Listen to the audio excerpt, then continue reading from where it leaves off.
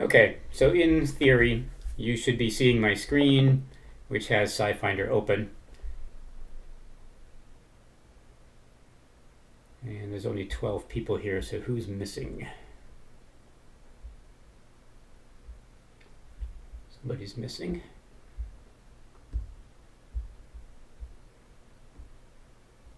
Oh, we're missing Reagan. Still.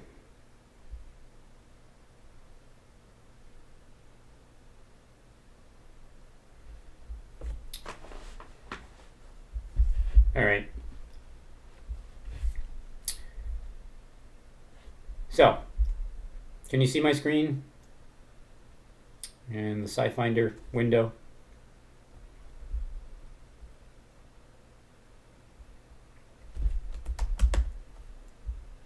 Yes. Okay, good. All right, so I'm going to go through and use a different compound than the three that we're interested in, just to kind of illustrate what we're looking for. So instead of looking for vanillin, I'm actually going to look for isovanillin, which is the one that has the methoxy, the OCH3 group, in the 4 position opposite the aldehyde. So I'm going to go to where it says substance identifier, and I'm just going to type in isovanillin. And if I wanted to, I could put another compound in there. There's another compound called ortho-vanillin. And then I could search those two. And if all goes well, I should come up with 2 different structures, right? So what I'm seeing here is this is the isovanillin, right? There's the aldehyde. There's the OCH3 group in the 4 position and the OH group in the 3 position. So I can click on that. And just as we did for trimyristin, you can see that it gives a melting point and a boiling point here, experimental, but it doesn't tell you who did that experiment. It gives you density. And then it gives all these names, right? Isovanillin is a common name, but it's also 3-hydroxy para-anisaldehyde, 3-hydroxy 4-methoxybenzaldehyde, that would be the IUPAC name, 3-hydroxy 4-anisaldehyde, right? There's lots of different names for it. And then we have an experimental properties and experimental spectra. So we're going to click on experimental spectra and IR.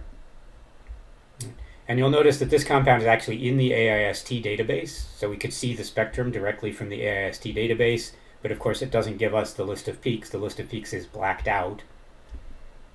And it's also in the Biorad spectra. So we could click on that and it would give us the spectrum from the Biorad Sattler.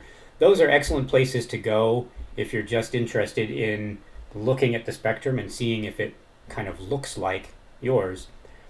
But then we've also got 2 different sources, full text sources for IR, source 19 and 20. This one is Spectrochemica Acta Part A, Molecular and Biomolecular Spectroscopy. This one sounds distinctly like that's probably not actually going to be in English, but we could click on it and find out. Right. And you'll see that that's in Slovak, which is great if you speak Slovak, but if you don't read or speak Slovak, that reference is probably not going to be any good. So we're kind of left with, for the IR spectrum of this compound, just that one,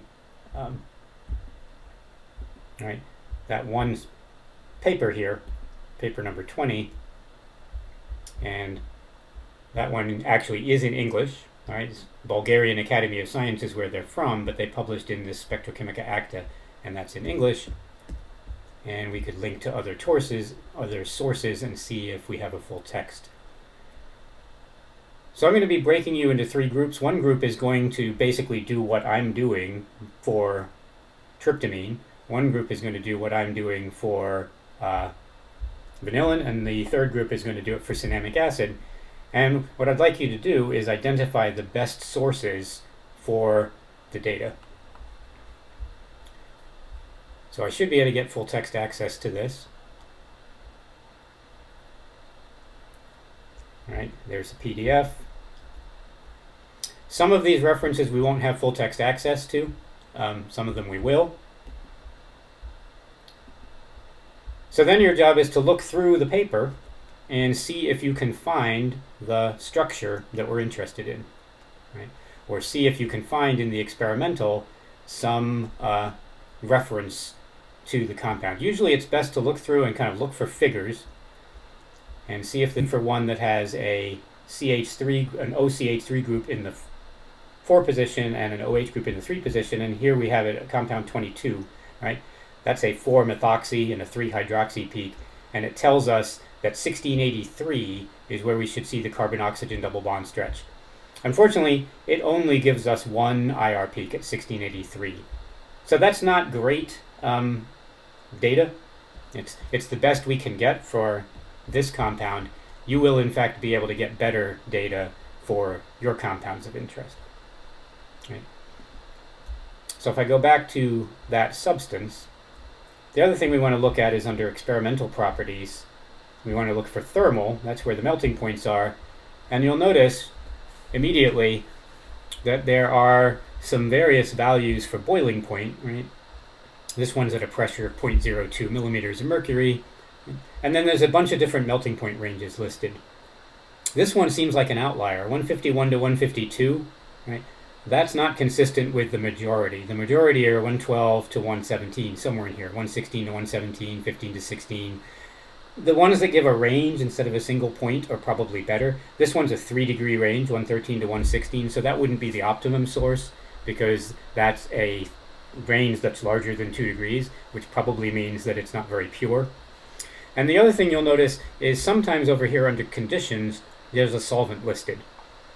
You'd like one that has a solvent listed because if it lists a solvent over here, it's telling you what they recrystallized it from to purify it. And we might be able to use one of those same compounds to purify it. Now, this isn't great because that melting point of 98 to 99 is obviously very low compared to the actual melting point, right? And you look up here and experimentally it says it's 114, which means they took their number from here, right? From reference to SRC, right? And that's the Syracuse Research Corporation of Syracuse, New York. They're the kind of standard that Scifinder has declared to be the best one. Probably it isn't though. 115 to 116 and 116 to 117 are both higher numbers, larger numbers, which means that they're likely to be a more pure sample than this one at 114. So in this particular case, we're only getting one paper that tells us what they recrystallized it from in Scifinder. But that doesn't necessarily mean that if we were to look up one of these two papers, it wouldn't give us the purification conditions. So you're interested in finding papers that give a good melting point and give some indication of how they purified it. Did they purify it by column chromatography? If so, what solvent system did they use for that? Did they purify it by recrystallization? If so, what solvent system did they use for that? And sometimes it's a mixture of two different solvents.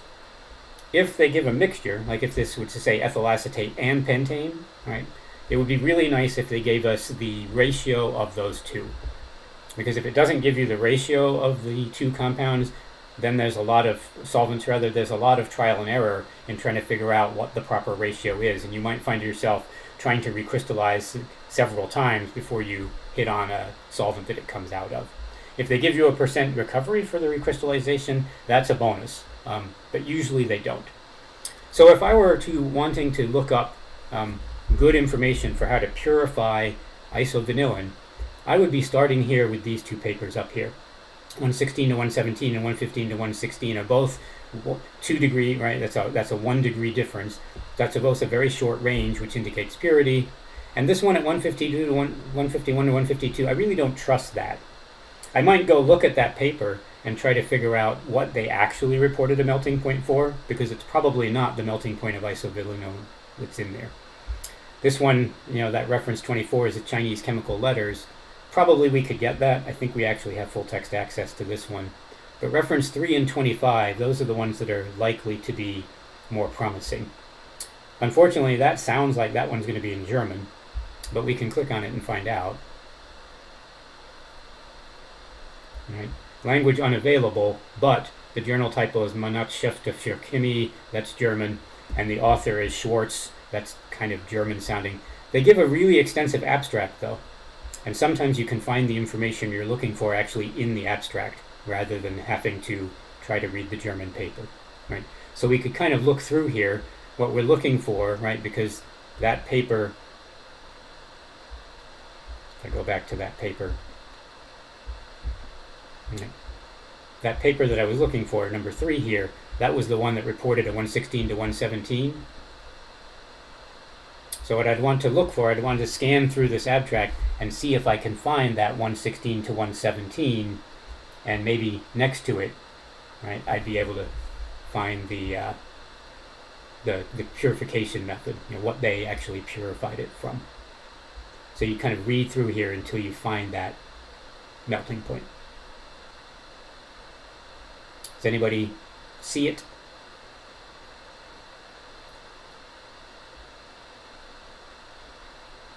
It doesn't necessarily mean it will be in the abstract, because it might be something that wasn't important enough to highlight in the abstract, but would be in the experimental section. It's 3 lines from the bottom of the paper, or the abstract. Yep, so it's right here. Right. So it tells you what they did. They extracted the residue with chloroform, and then they dried the extract, and the product was sublimed. So what this is telling you is that the way they purified it is by sublimation. That's potentially useful information, because that tells us that isovanillin sublimes, which means it converts directly from the solid to the gas, and that could be a potential way that we might want to choose to purify it.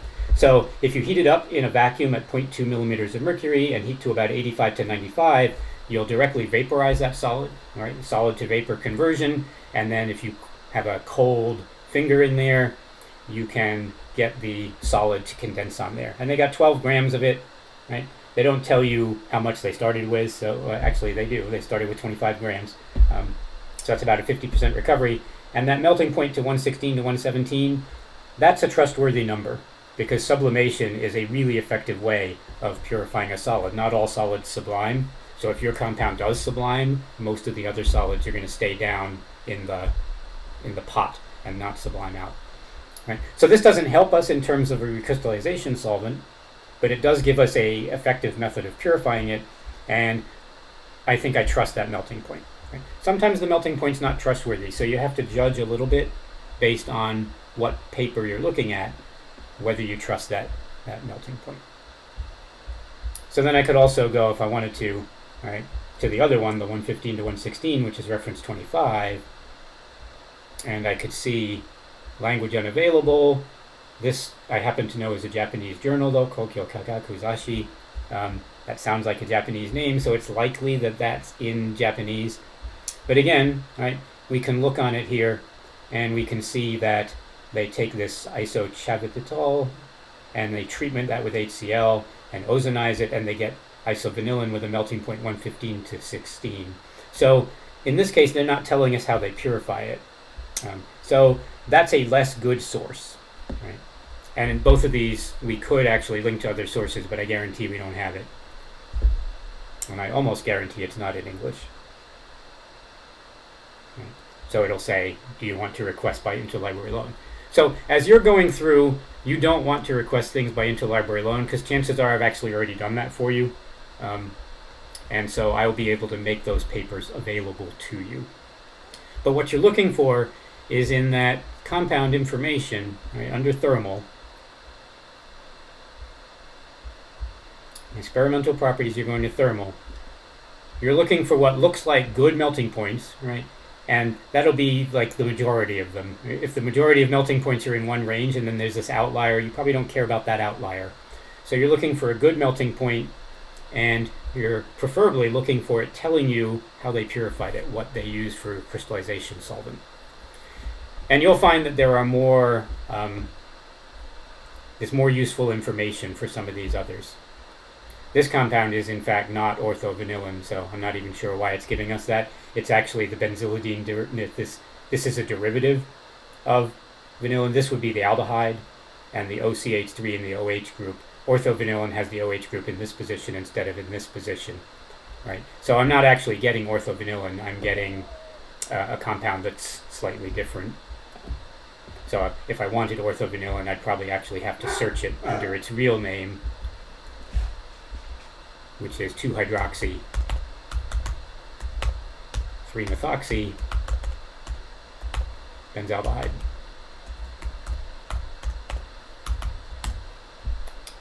then we could search that and hopefully actually come up with the real compound. Okay. So that's actually ortho vanillin, and again we could click on that and look under experimental properties. It's got experimental spectra, so we could look at melting points for that one. Right. And you'll notice here it says solvent Ligroin, melting point 44 to 45, and then there's this 138 to 139. That's clearly not the same compound, right? And 223, clearly that's not the same compound. That must be a different compound, and the experimental melting point is 44.5. So these are mistakes. The people that are pulling this data for chemical abstracts, sometimes they take the melting point of a product of the reaction of this compound rather than the compound itself. So you got to be a little careful. That's why we need to go to the full text. Ligroin is an old term for just a kind of a petroleum, a hydrocarbon cut from distillation of just petroleum. So there are different boiling point ranges for Ligroin, but Ligroin in this case probably means it's like hexane or heptane or a mixture of hexane and heptane. There's also light petroleum. Sometimes they say it's distilled from light petroleum, and light petroleum is often pentane, hexane mixtures, things like that. So I'm going to stop this screen recording now.